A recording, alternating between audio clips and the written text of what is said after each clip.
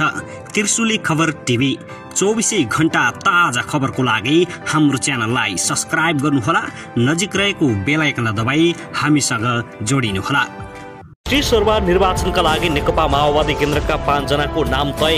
Share बजारलाई प्रभावित पार्न सक्ने प्रचण्डको हैसियत छैन। माओवादी केन्द्रले तय गर्यो राष्ट्रिय सभाका उम्मेद्वार। एकाएक एमाले अध्यक्ष केपी शर्मा ओलीको आक्रोश गरे यति ठूलो घोषणा। लिम्पियाधुरा कालापानीको रक्षा गर्ने सुस्ता महेशपुर फिर्ता लिने दाबी।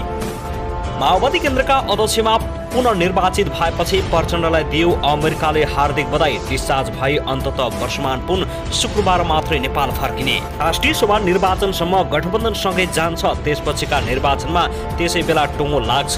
उपेन्द्र यादव माओवादी अध्यक्ष प्रचण्डलाई बधाई दिँदै अमेरिकाले भनौँ यस्तो एमसीसी कहिले पास हुन्छ। अन्ततः एमाले अध्यक्ष केपी शर्मा ओलीले सुरु गरे अर्गानिक कौशी खेती, सरकार सफल छ।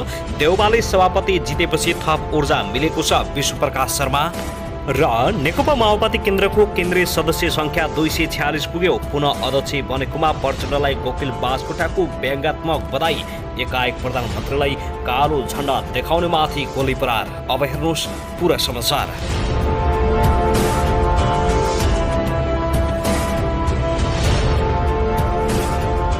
दर्शक नमस्कार, तपाईलाई हार्दिक स्वागत छ हाम्रो च्यानल त्रिशुली खबर टिभीमा। यदि हाम्रो च्यानललाई अहिलेसम्म सब्स्क्राइब गर्नुभएको छैन भने सब्स्क्राइब गरी नजिक रहेको बेल आइकनलाई दबाई हामीसँग जोडिनुहोला। दर्शक फेरि पनि हामी तपाईहरुमाझ अत्यन्तै महत्त्वपूर्ण खबरहरूका साथ उपस्थित भइसकेका छौं। यो भिडियोलाई अन्तिमसम्म हेरी हामीले साथ दिनुहोला। दर्शकबिन हाम्रो मेहनतको लागि एउटा सानो लाइक गर्न भनी नभुल्नुहोला। कहाँदेखि हेर्दै हुनुहुन्छ, के भन्न चाहनुहुन्छ, आफ्नो मनमा लागेका प्रतिक्रियाहरू अवश्य पनि राख्न नभुल्नुहोला। के तपाईँ हाम्रो च्यानलमा नयाँ हुनुहुन्छ? यदि नयाँ हुनुहुन्छ भने हामीलाई सब्स्क्राइब गर्नुहोला, ताकि यस्तै नयाँ नयाँ अपडेटका साथ हामी तपाईहरुमाझ निरन्तर उपस्थित भइराख्नेछौँ। यदि रेगुलर हुनुहुन्छ भने रेगुलर लेखेर कमेन्ट छोड्न पनि नभुल्नुहोला। दर्शकबिन आउनुहोस् अब पहिलो खबरतर्फ लागौं। भर्खरै काठमाडौँमा सम्पन्न 8औं महाधिवेशनबाट नेकपा माओवादी केन्द्रको अध्यक्ष पदमा पुनः निर्वाचित पुष्पकमल दाहाल प्रचण्डलाई देश विदेशबाट बधाई दिने क्रम जारी रहेको छ। यसै मेलोमा उनका कट्टर आलोचक नेकपा एमालेका नेता गोकुल कुमार बास्कोटाले पनि व्यङ्ग्यात्मक रूपमा बधाई दिएका छन्। पार्टीको नवनिर्वाचित केन्द्रीय कमिटीबाट सर्वसम्मत रूपमा अध्यक्षमा चयन भएको भोलिपल्टै मंगलबार बिहान माओवादी केन्द्रका अध्यक्ष प्रचण्डलाई एमाले केन्द्रीय सदस्य गोकुल बास्कोटाले सामाजिक सञ्जाल मार्फत शुभकामना दिएका हुन्। पूर्व मन्त्री समेत रहेका उनले लेखेका छन्, प्रचण्डको प्रस्तावमा पुष्पकमल दाहाल माओवादी अध्यक्षमा निर्विरोध निर्वाचित हुनु पाएकोमा सफल कार्यकालको हार्दिक शुभकामना। 35 वर्षदेखि निरन्तर पार्टीको नेतृत्वमा रहेका दाहालले यो पटक पनि निर्विरोध नेतृत्वमा आएसँगै विभिन्न टिक्का टिप्पणी हुन थालेको छ। दाहालले केही साता पहिले एमाले महाधिवेशन पञ्चायत र्यालीमा मात्र भएको संज्ञा दिँदै माओवादीले नयाँ नीतिसँगै नेतृत्व चयन गर्ने धारणा व्यक्त गरेका थिए। तर माओवादीको 8औं महाधिवेशनबाट चुनिएको 236 सदस्यीय केन्द्रीय कमिटीको पहिलो बैठकले प्रचण्डलाई निर्विरोध अध्यक्षमा चयन गरेको हो। दर्शकबिन त्यसैगरी नेकपा माओवादी केन्द्रले अमेरिकी सहयोग सम्बन्धी एमसीसी पारित नगर्ने स्पष्ट लाइन लिएको छ। 8औं महाधिवेशनबाट पारित 45 विधि प्रस्तावमा एमसीसी पारित नगर्ने स्पष्ट लाइन सार्वजनिक गरेको हो। माओवादीले एमसीसी सम्झौताका कतिपय प्रावधानहरू नेपालको राष्ट्रियता, सार्वभौमिकता, स्वाधीनता र हित प्रतिकूल असर पर्ने देखिएको तर्क गरेको छ। बुँदा नम्बर 5 मा भनिएको छ, राष्ट्रव्यापी तथा अन्तर्राष्ट्रिय रूपमै गम्भीर छलफलमा रहेको नेपाल सरकार र एमसीसी बीच भएको सम्झौताका कतिपय प्रावधानहरू नेपालको राष्ट्रियता, सार्वभौमिकता, स्वाधीनता र हित प्रतिकूल असर पर्ने देखेकाले यथास्थितिमा उक्त सम्झौता पारित नगरियोस्। यस विषयमा सम्पूर्ण राजनीतिक दल, सरकार र संसद सहित समग्र राष्ट्रिय सहमति कायम गर्दै अघि बढ्न यो महाधिवेशन माग गर्दछ। माओवादीले एमसीसीको विषयमा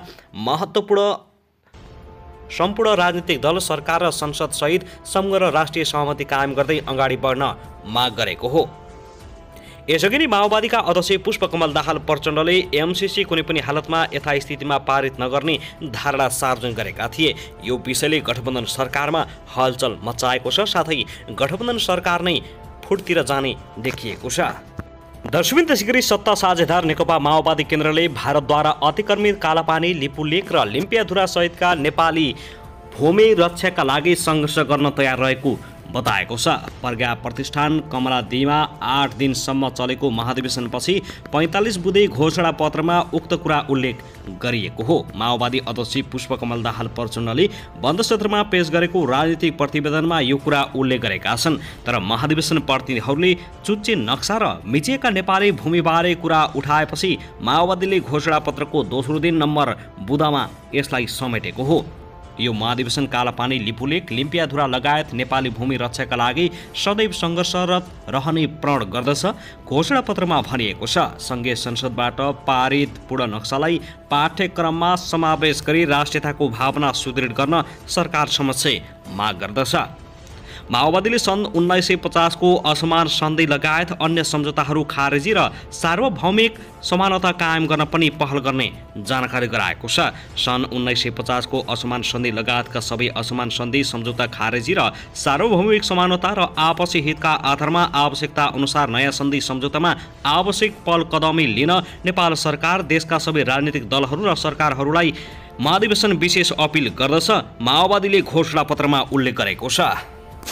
त्यसैगरी एमाले अध्यक्ष केपी शर्मा ओलीले नक्सामा मात्रै सार्वजनिक गरेको चुच्चे नक्सा कालापानी र लिपुलेखलाई आगामी आउने सरकारले पक्कै पनि जमिन पनि फिर्ता गर्ने बताएका छन्। कालापानी, लिपुलेख र लिम्पियाधुराको विषयमा देउवा सरकार र गठबन्धन सरकारले कुनै चासो नदेखाएको भन्दै आफ्नै पालामा त्यो चुच्चे नक्सा सार्वजनिक भएको र जमिन पनि फिर्ता ल्याउने दावी गरेका छन्। आगामी निर्वाचनमा नेकपा एमाले बहुमतका साथ सिंहदरबारमा छिर्ने समेत बताएका छन्। केपी शर्मा ओलीका अनुसार सिंहदरबारको गेट एमालेलाई पर्खिबसेको छ, हामीलाई पर्खिबसेको छ। कालापानी, लिपुलेखले पनि हामीलाई पर्खिबसेको छ।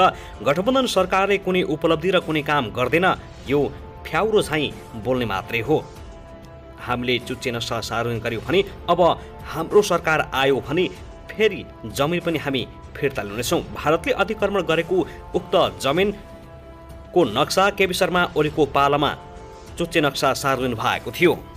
दर्शकबिन, त्यसैगरी आगामी माघ 12 गते हुने राष्ट्रिय सभा निर्वाचनका लागि मनोनयन दर्ता सुरु भएको छ। निर्वाचन आयोगका अनुसार नेकपा एमालेका उम्मेद्वारको गण्डकी प्रदेशमा उम्मेदवारी दर्ता गराएका छन्। स्याङ्जाका अर्जुन कुमार सुनाम, कास्कीका पुण्य प्रसाद पौडेल र महिलामा नवलपुरकी लीला ठनेलले मनोनयन दर्ता गराएका हुन्। आज सबै प्रदेशमा मनोनयन दर्ता हुँदैछ।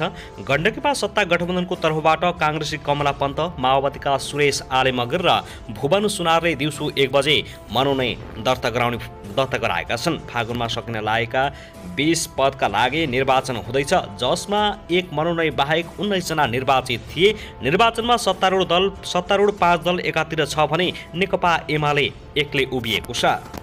दर्शकबिन, त्यसैगरी सोमबार दिउँसो धनुषामा एक ट्रकमा आगजनी गरेको आरोपमा जनमत पार्टी धनुषाका अध्यक्ष सहित 3 जना पक्राउ परेपछि पार्टीले अज्ञात समूहले आगजनी गरेको दावी गरेको छ। धनुषाको गणेशमान चारनाथ नगरपालिका वडा नम्बर 1 स्थित छघरियामा ट्रक जलाएको घटनामा जनमत पार्टीको संलग्नता नरहेको दावी गर्दै अज्ञात समूहले आगजनी गरेको जिकिर समेत जनमत पार्टीका धनुषा जिल्ला सचिव विजय शाहले गराएका छन्। धनुषाको पश्चिमबाट पूर्वतर्फ जाँदै गरेको ना 1 क 7769 नम्बरको ट्रकमा आगजनी गरिएको थियो। सो घटनामा संलग्न रहेको भन्दै प्रहरीले जनमत पार्टी धनुषाका अध्यक्ष ओम विक्रम कुशवाहा, कार्यकर्ताहरू चन्दन कुमार शाह र नवीन पण्डितलाई पक्राउ गरेको थियो। पक्राउ परेको 24 घण्टा नबित्दै जिल्ला सचिव शाहले एक विज्ञप्ति जारी गर्दै उक्त ट्रकमा अज्ञात समूहले आगो लगाएको जिकिर गर्दै सो घटनाप्रति घोर भर्सना समेत गरेका छन्। घुसपैठियाहरूले पार्टीलाई बदनाम गराउन र आन्दोलनलाई बिथोल्ने षड्यन्त्र गरेको आरोप समेत लगाएका छन्। जनमत पार्टीले गरेको राजमार्ग अवरुद्धको क्रममा अहिलेसम्म 4वटा ट्रकमा आगजनी गरिसकेका छन्। उनीहरूले शान्तिपूर्ण आन्दोलनलाई बिथोल्ने प्रयास गरेकाले आगजनी गरेको बताउँदै आएका छन्। यता धनुषाको गणेशमान चारनाथ नगरपालिकामा गरेको ट्रकमा आगजनीको आरोपमा 3 जनालाई पक्राउ गरेको धनुषाका प्रहरी नायब उपरीक्षक जितेन्द्र कुमार बस्नेतले बताएका छन्। सो घटनाको थप अनुसन्धान भइरहेको प्रहरीले बताएको छ।